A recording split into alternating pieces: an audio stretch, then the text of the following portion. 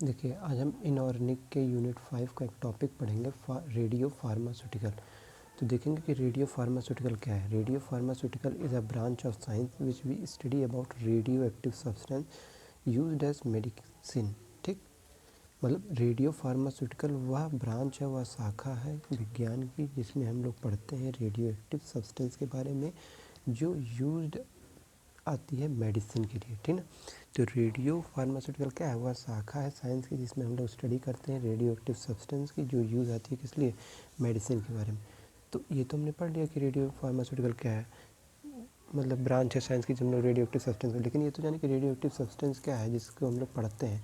तो देखो, radio active substance क्या है, वह सब्सटेंस है, रेडियो एक्टिव सब्सटेंस क्या है, वह सब्सटेंस है जिसमें हम लोग, जिसमें क्या होता है कि radio active substance are those substance which emit continuous radiation spontaneously by itself until nuclei unstable। मतलब radio active substance are those substance, वह रेडियो एक्टिव सब्सटेंस वह सब्सटेंस होता है जो इमिट करे। इमिट मतलब क्या है, निकालना। क्या निकालना, रेडिएशन। रेडियो एक्टिव सब्सटेंस क्या करते हैं कि रेडिएशन को निकालते हैं, कंटिन्यूस रेडिएशन। रेडिएशन कैसे निकालते हैं, कंटिन्यूस, बट कैसा, स्पॉन्टेनियस में निकालते हैं, मतलब धीरे धीरे। ठीक ना, अपने खुद से, जब तक न्यूक्लियाई अनस्टेबल ना हो जाए। मतलब रेडियो एक्टिव सब्सटेंस वह सब्सटेंस होते हैं जो रेडिएशन को निकालते हैं कंटिन्यूस फॉर्म में, धीरे धीरे अपने खुद से, जब तक न्यूक्लियाई अनस्टेबल ना हो जाए। तो हमने सबसे पहला पॉइंट पढ़ा कि रेडियो फार्मास्यूटिकल क्या है। तो रेडियो फार्मास्यूटिकल वह ब्रांच है साइंस की, वह विज्ञान की वह शाखा है जिसमें हम लोग पढ़ते हैं रेडियो एक्टिव सब्सटेंस के बारे में, जो रेडियो एक्टिव सब्सटेंस जिसमें हम लोग यूज़ कर सकते हैं मेडिसिन के बारे में। ठीक, तो जानते हैं कि रेडियो एक्टिव सब्सटेंस क्या है। हमने कहा कि दूसरा पॉइंट क्या है, रेडियो एक्टिव सब्सटेंस। तो रेडियो एक्टिव सब्सटेंस वह सब्सटेंस होता है जिसमें रेडिएशन निकलता है, ठीक, कंटिन्यूस फेज में, ठीक, लेकिन धीरे धीरे अपने खुद से बाय इटसेल्फ, जब तक न्यूक्लियाई अनस्टेबल ना हो जाए। तीसरा पॉइंट आते हैं कि ये जो रेडियो एक्टिव सब्सटेंस है वो डिपेंड नहीं होता है किस पे। देखिए, पहला टेम्परेचर पे नहीं डिपेंड होता है, दूसरा प्रेशर पे नहीं डिपेंड होता है, तीसरा कंसंट्रेशन पे नहीं डिपेंड होता है, और चौथा कैटलिस्ट पे नहीं डिपेंड होता है। इतना तो आपको समझ में आ गया होगा कि रेडियो फार्मास्यूटिकल क्या है। रेडियो फार्मास्यूटिकल विज्ञान की वह शाखा है जिसमें हम लोग पढ़ते हैं रेडियो एक्टिव सब्सटेंस के बारे में जो यूज़ होती है मेडिसिन में। तो देखते हैं रेडियो एक्टिव सब्सटेंस क्या होता है। वह सब्सटेंस होता है जिसमें रेडिएशन निकलती है कंटिन्यूस फॉर्म में, धीरे धीरे अपने खुद से, जब तक न्यूक्लियस स्टेबल ना हो जाए। इतना आपको तो समझ में आ गया होगा, ठीक ना। अब ये आ जाते हैं कि आपका तीसरा पॉइंट आता है कि रेडियो एक्टिविटी क्या होती है। देखो, रेडियो एक्टिविटी क्या होती है, एक नेचुरल फिनोमिना है। नेचुरल क्या है, फिनोमिना। आप जानते हो कि नेचुरल मतलब प्राकृतिक फिनोमिना है जो स्पॉन्टेनियस है, मतलब धीरे, ऐसी प्रोसेस है जो धीरे धीरे होने वाली है, ठीक ना। तो रेडियो एक्टिविटी क्या है, प्राकृतिक फिनोमिना है जो धीरे धीरे होती है।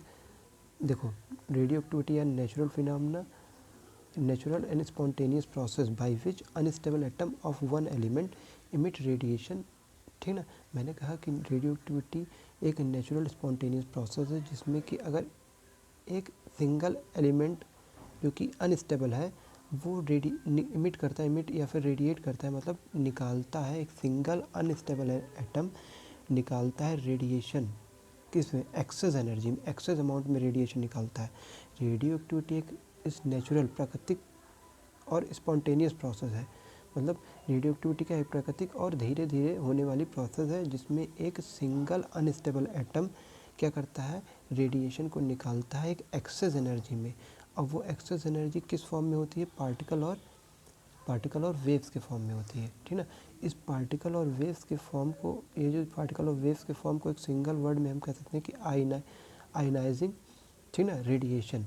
आयनाइजेशन रेडिएशन इसको क्यों कहते हैं, क्योंकि इसके पास एबिलिटी होती है, इसके पास क्या होती है, क्षमता होती है इलेक्ट्रॉन को रिमूव करने के लिए, ठीक ना। किसी भी मैटर के एटम को they can not interact with it, ठीक।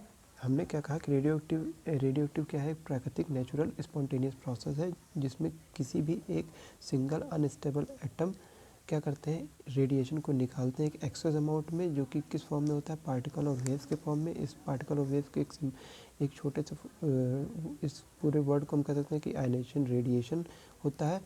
और और ये जो है आयनेशन, इसको रेडिएशन क्यों कहते हैं, क्योंकि इनके पास एबिलिटी होती है इलेक्ट्रॉन को निकालने की किसी भी मैटर के, मतलब atom of any matter they interact with it, मतलब किसी भी मैटर के एटम से क्या करते हैं, इलेक्ट्रॉन को निकालने की इनके पास क्षमता होती है।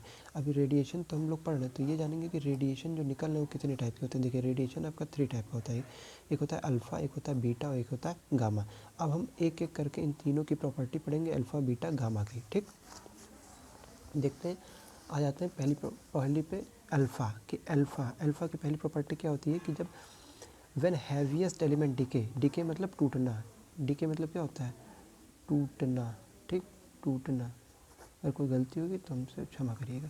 देखिए अल्फ़ा पार्टिकल क्या होता है कि जब कोई हैवीएस्ट एलिमेंट क्या करता है, टूटता है। जब कोई हैवीएस्ट एलिमेंट क्या होता है, टूटता है, ठीक, डिके होता है, तो अल्फ़ा पार्टिकल क्या होता है, फॉर्म होता है। यही क्या है, अल्फ़ा पार्टिकल। देखिए ये एक हैवीएस्ट एलिमेंट था, ये ब्रेक हुआ, ठीक ना, क्या हुआ, ब्रेक हुआ, मतलब इसको हम कह सकते हैं डिके हुआ, जिसको हम लोग टूटना कह रहे हैं। तो अल्फ़ा पार्टिकल क्या हो रहा है, ये देखिए ये होती है अल्फ़ा की साइन। तो अल्फ़ा पार्टिकल क्या हुआ, फॉर्म हुआ।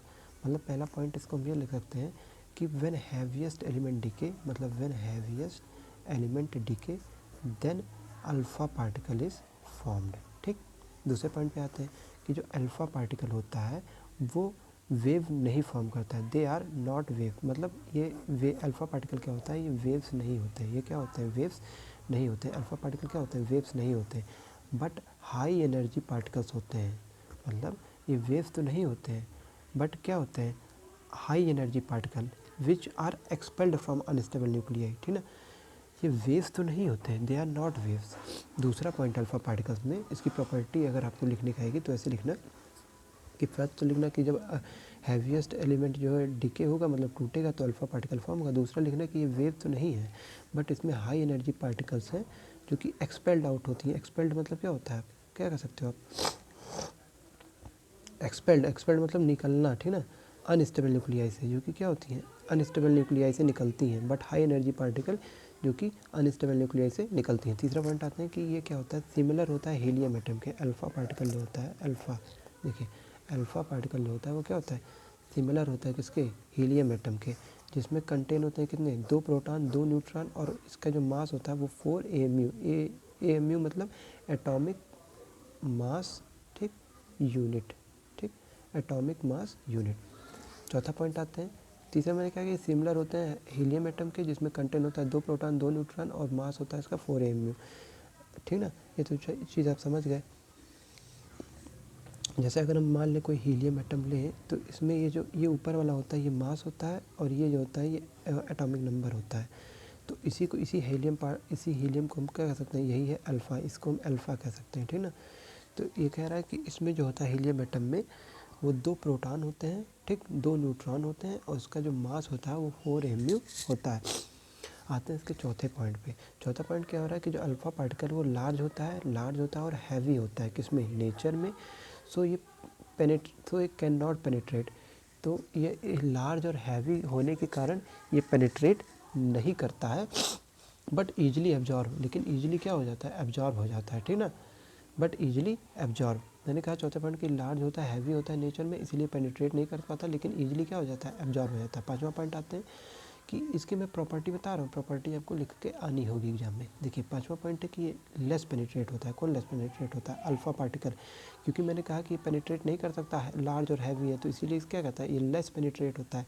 तो जो एलिमेंट होते हैं विच इमिट, ये लेस पेनिट्रेट होने के कारण जो एलिमेंट जो निकलते हैं, एलिमेंट मतलब एमिट मतलब निकलना, जो एलिमेंट रेडिएट फॉर्म में